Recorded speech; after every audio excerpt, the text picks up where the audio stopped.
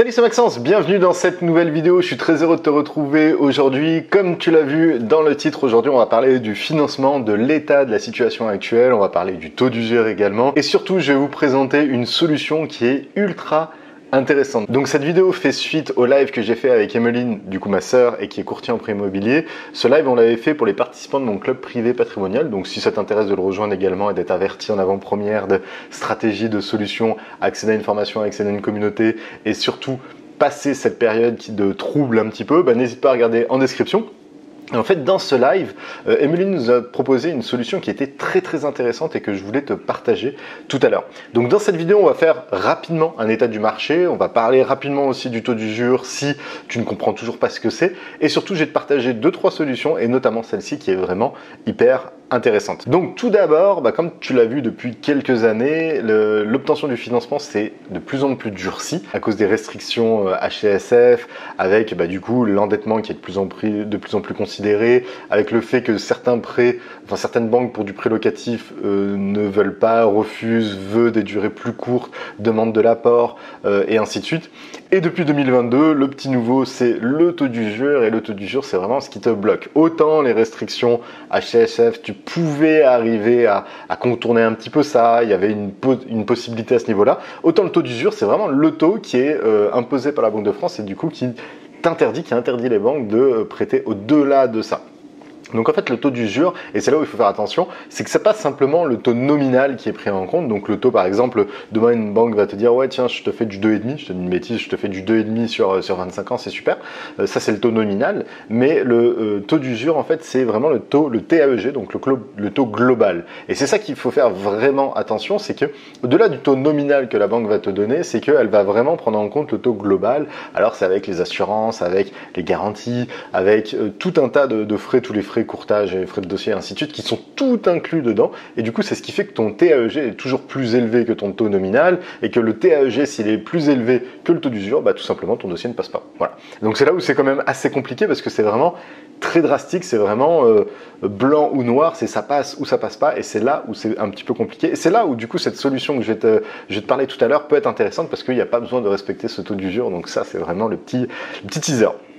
Donc, comme tu le vois aussi et comme tu as entendu il y a quelques jours, du coup, le taux d'usure s'est levé. Donc, la Banque de France était content, enfin tout le monde est content. Sauf que finalement, c'était de courte durée parce que là, dans les prochains jours, les taux vont réaugmenter, étant donné que tous les taux, du coup, augmentent pour essayer de contrer l'inflation. Donc ça, c'est un fait. Et du coup, c'est ce qui fait qu'à chaque fois, du coup, le taux rattrape le taux nominal, le TAEG rattrape le taux d'usure, et à chaque fois, ça te bloque. Donc c'est un petit peu, tu essaies de trouver des fenêtres de tir. Là, en l'occurrence, il y en a une, ça peut être intéressant, mais voilà, c'est toujours un petit peu fatigant et un petit peu compliqué en fait à gérer. Et d'ailleurs c'est tellement compliqué que même ma sœur l'avait vu, c'est que beaucoup de ses confrères courtiers ont soit mis la clé sous la porte, soit fermé temporairement, et il y a même des sections bancaires au niveau du financement immobilier qui ont fermé dans certaines banques pendant un moment, pendant que le taux d'usure était trop bas par rapport au taux en vigueur, et du coup c'est là où ça posait vraiment problématique, c'est qu'il n'y avait aucun prêt qui était décerné. Donc ce qui fait que finalement il y a de moins en moins de transactions qui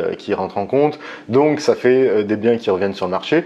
L'avantage ultime de cette situation, et c'est pour ça que mon but c'est vraiment à chaque fois de t'aider à trouver des solutions, c'est qu'il y a toujours des avantages, c'est que c'est des biens qui vont revenir sur le marché, donc des vendeurs qui seront potentiellement plus motivés, des vendeurs qui sont déjà motivés de base mais qui n'arrivent pas à trouver de vrais acquéreurs. Donc en fait, mis bout à bout, on va dire que là on va vraiment repartir dans un bon marché où les acheteurs du coup auront un peu plus de pouvoir que les vendeurs, et pas l'inverse du coup comme ce qu'il y avait depuis certaines années, et du coup c'est ce qui va permettre d'avoir un meilleur levier. Donc c'est là où le but de cette vidéo c'est de te préparer, de trouver des solutions pour te préparer à continuer à investir, et surtout potentiellement investir plus ces prochains mois, ces prochaines années, parce que c'est là où je suis persuadé qu'il y aura vraiment des bonnes opportunités qui vont se présenter. Passons maintenant aux 3 conseils du coup que j'aimerais te partager pour vraiment te préparer à saisir toutes ces opportunités que tu pourras avoir arriver sur le marché, qu'on voit déjà arriver sur le marché. La première, c'est éventuellement de trouver une banque qui est flexible. Pourquoi ? Parce que si tu arrives à trouver une banque qui est flexible, avec par exemple tu traites directement avec le directeur de banque qui a un bon pouvoir de délégation, un bon pouvoir de décision, qui a ces possibilités-là, comme je te l'avais expliqué, tu peux essayer d'être flexible un petit peu sur ton prêt immobilier en réduisant un peu les assurances, donc pas t'assurer à 100%, à 50%, toujours en état en connaissance de cause. Attention, hein, je vais pas te dire de ne pas t'assurer ou quoi que ce soit, mais c'est juste que maintenant les banques sont un peu plus ouvertes sur la négociation au niveau des assurances, parce qu'elles se rendent compte que plus elles vont t'assurer cher, plus le taux va être élevé et du coup, in fine, elles pourront pas te financer, donc des fois elles vont préférer te financer, et c'est là où c'est intéressant d'avoir de bonnes relations avec les interlocuteurs que tu as au sein de la banque, parce que ils vont trouver des solutions s'ils le veulent, et comme je l'ai dit, il n'y a pas 100% des dossiers qui ne passent pas, c'est qu'il y a quand même des dossiers qui passent, c'est qu'il y a quand même des possibilités. Donc c'est à toi vraiment de trouver des bons interlocuteurs pour pouvoir bien échanger avec eux et surtout voir qu'est-ce que tu peux moduler pour que ça puisse passer. Deuxième conseil, c'est éventuellement de te faire accompagner par un professionnel, donc par un courtier immobilier. Pourquoi? Parce qu'un courtier, comme notamment Emeline, a une vision 360 du marché. Elle voit tout ce que font les banques, celles qui bougent pas, celles qui sont flexibles, celles qui ne le sont pas, les conditions qui peuvent être adaptées à ta situation. Et là, je trouve que, autant ces dernières années où l'accès au financement était assez simple, il y a beaucoup de personnes qui ne voulaient pas passer par un courtier parce qu'ils disaient finalement je peux le trouver facilement en allant à la banque au pied de mon immeuble. Autant là, ça peut être beaucoup plus compliqué, et c'est là où un professionnel peut être très intéressant, et surtout comme je le disais, vu qu'elle a une vision large du marché, voit vraiment tout ce qui se fait, c'est là où ça peut être vraiment stratégique de repasser par un pro, et surtout potentiellement il peut savoir quelle banque est plus flexible que d'autres, comme je te l'avais évoqué juste avant, et du coup c'est ce qui te permettra de te dire tiens, on va aller voir cette banque là parce que je sais que je peux jouer sur les assurances, je peux jouer sur ci, je peux jouer sur ça, et c'est là où tu peux obtenir un financement. Donc là, l'idée de ça, c'est que comme dans tout marché qui se complexifie, c'est là où tu dois te professionnaliser, et du coup le fait de passer par des pros, ça peut être aussi très intéressant. Et ça, c'est sans compter sur le fait de te professionnaliser toi-même également sur un super bon dossier, sur des très bonnes finances, sur un très bon projet, sur des très bonnes tenues de compte, parce que tout ça, ça va vraiment compter lorsque tu voudras soumettre ta demande de financement, surtout dans ces périodes-là. Et troisième conseil, celui qu'on va aborder plus en détail parce qu'il est vraiment intéressant, c'est de trouver d'autres solutions de financement. Là, le taux d'usure, tout ça, c'est vraiment pris en compte sur des prêts immobiliers personnels. Et l'idée en fait de ça, c'est qu'il y a plein d'autres solutions pour obtenir des financements, et notamment il y a des financements type professionnel, où tu vas financer une SAS, une SARL, une SCI Alias, une SCI Alière, et ainsi de suite. Et en fait, c'est ce dernier conseil que j'aimerais rentrer en détail, parce qu'il existe d'autres solutions que des financements classiques. Ça nécessite certains prérequis, comme tu l'as compris, étant donné que c'est des prêts pro, investir en société, via une structure, comme je te dis, ça peut être une SCI même Alière, une SCI Alias, une SARL, une SAS, bref, peu importe. Ça nécessite ça comme prérequis et certains d'autres qu'on verra. Mais l'avantage de ça, en fait, c'est que ça va te permettre de trouver d'autres solutions qui peuvent être adaptées. Alors évidemment, il y a des avantages, il y a des inconvénients, mais les inconvénients, tu verras qu'on va essayer de pouvoir les contrer un maximum. Prenons maintenant un exemple qui va vraiment te permettre de comprendre la situation. C'est que là, si, admettons, tu es en couple, vous êtes en couple, tu es en couple avec quelqu'un du coup, et vous êtes actuellement à 33-35% d'endettement, donc vraiment là au bout, et tu trouves une pépite, un petit immeuble de rapport, pépite, tout ça. Tu vas voir la banque, elle te sort, t'as trop d'endettement, elle te sort le taux d'usure, il te bloque. Donc là, tu es vraiment dégoûté parce que tu te dis, attends, c'est un super bon immeuble, il fait 500 000, 2000 euros de cash flow, et je peux pas en fait l'acheter. Donc, ça veut dire qu'avec un financement classique, si on respecte l'ensemble des conditions, ça va être difficile pour une banque d'aller le chercher. C'était vraiment au taquet de ton endettement, même si tu as de l'apport, parce que nous, on a vu beaucoup de personnes qui ont de l'apport, des fois même l'équivalent de l'acheter cash, le bien, mais la banque ne finance pas, tout simplement parce que endettement, taux d'usure, bref, plein d'autres problématiques. Donc, tu arrives dans une situation où tu es bloqué. L'avantage de l'organisme, en fait, c'est qu'il va dissocier ça. Donc ça, c'est un des premiers avantages, c'est qu'il ne va plus prendre en compte ton apport. L'organisme, qu'est-ce qu'il va faire? Il va analyser ton endettement avant le projet, il ne va pas prendre en compte l'endettement après projet.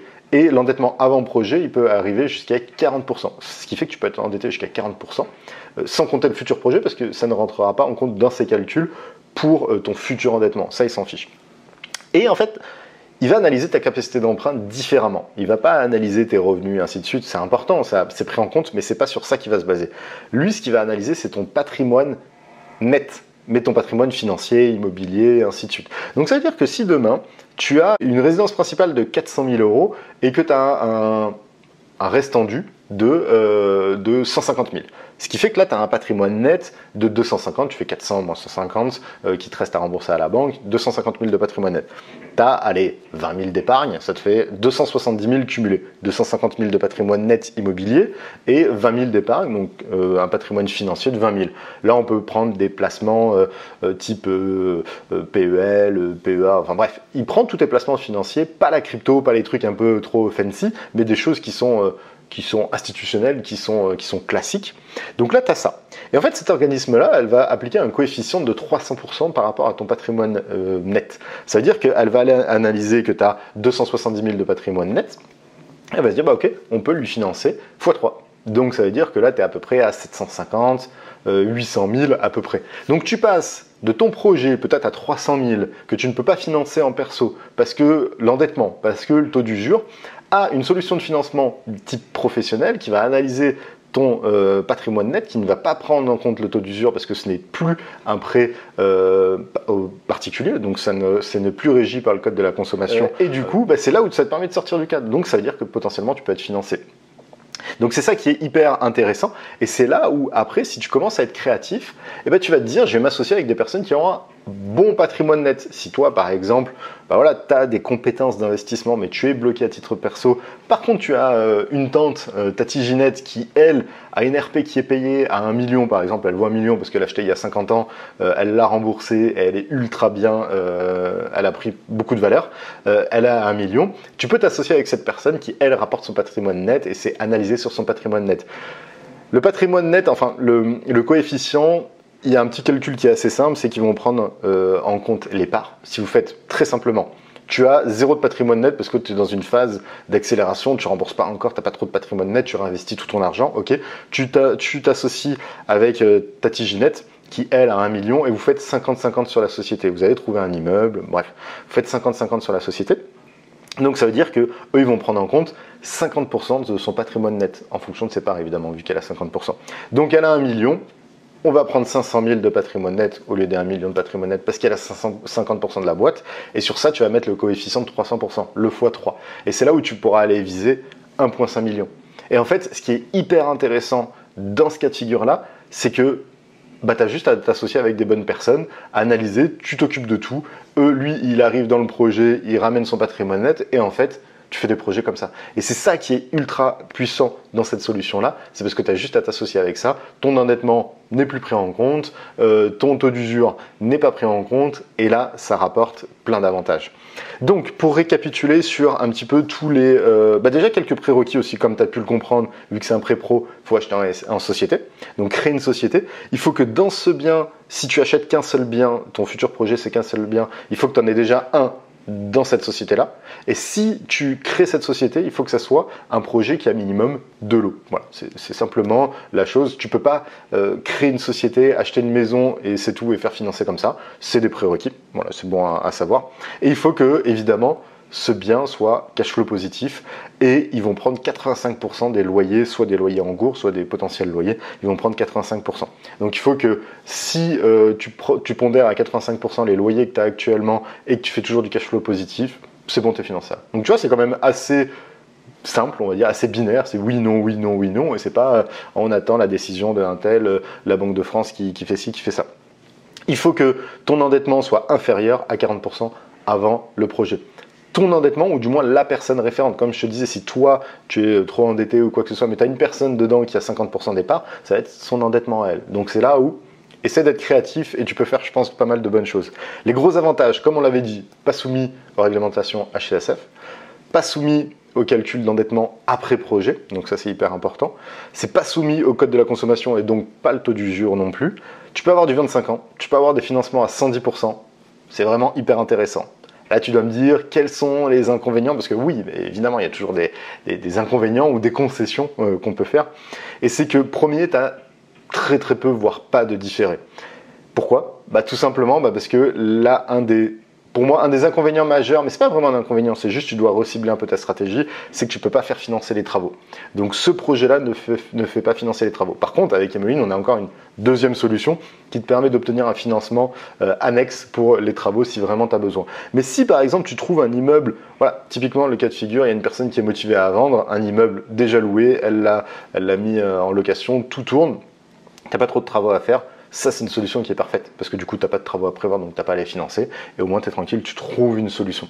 Donc voilà, ça c'est vraiment l'inconvénient majeur entre guillemets on va dire, c'est que directement avec ce financement tu n'as pas la possibilité de financer les travaux, mais comme je te disais on a toujours d'autres solutions qui sont annexes et c'est là où n'hésite pas à prendre un rendez-vous téléphonique avec nous, tu trouveras le lien dans la description et comme ça tu prends rendez-vous avec Emeline et elle peut analyser ta situation. Donc n'hésite pas à revoir un petit peu cette vidéo avec un peu tous les prérequis, tout ça. Mais ce que je veux dire par là, c'est que il y a toujours des solutions, peu importe la situation. Et plus tu vas être bon à trouver des solutions, plus tu pourras sortir du lot. C'est vrai qu'on a été dans l'habitude d'avoir une facilité ces dernières années d'obtenir des financements, de pouvoir investir, de pouvoir gruger un petit peu toutes les réglementations. Là, il y a certaines conditions qui sont très très dures et du coup, finalement, ça va être, entre guillemets, bien si toi, tu es dans une phase d'acquisition, si tu trouves des solutions de financement, parce que tu vas être un des seuls à pouvoir obtenir des financements. Sur le marché, comme je te le disais, il y a énormément, alors on nous parlait de un dossier sur deux, un dossier sur trois qui ne trouvait pas de financement, même si c'était un bon dossier, et même s'il y a quelques semaines c'était bon, peut-être que là c'est plus bon, peut-être... Et en fait, c'est très compliqué. Ce qui fait qu'il y a des biens qui vont revenir sur le marché, donc reste bien en bon terme avec les agents immobiliers ou même les vendeurs lorsqu'ils ont une offre d'achat qui est acceptée, parce qu'en fait, il y a potentiellement son bien qui va revenir dans 2 mois sur le marché. Tu te notes sur le calendrier, tu le rappelles dans 1 mois ou 2, tu essaies de faire un bilan. Est-ce qu'il a eu son financement ou pas? Non. Ah tiens, je suis toujours intéressé pour ça. Moi, j'ai des solutions de financement ou autre. Donc vraiment, c'est une solution qui est hyper intéressante. On va retourner dans un marché où les vendeurs seront un peu plus froids et auront plus de potentiel de négociation en termes de prix, en termes de conditions.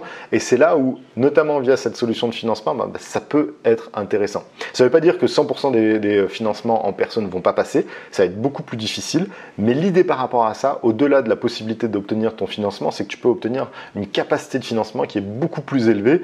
Et si demain, tu as des amis, tu as des collègues, tu as de la famille qui a un gros patrimoine net et à qui ça intéresse d'investir dans l'immobilier, ça peut être une solution. Un autre inconvénient que j'avais pas dit, c'est que les taux, évidemment, vu que c'est plus directement une banque, c'est un organisme de financement, du coup les taux sont un peu plus élevés que le marché. Mais j'ai envie de te dire, si tu obtiens quand même un bon financement et que tu obtiens une capacité de financement beaucoup plus élevée, ça peut être intéressant. N'hésite pas à regarder dans la description si ça te plaît, n'hésite pas à la partager à des potes qui sont éventuellement, ou des amis, ou des collègues, ou de la famille qui sont bloqués dans leur financement, parce que je pense que ça peut vraiment les intéresser. N'hésite pas à liker cette vidéo également. Et moi, je te dis du coup, à très vite pour une prochaine vidéo. Regarde dans la description, toutes les infos sont là, prends rendez-vous avec Emeline, je pense que ça peut vraiment te plaire. À très vite, ciao ciao.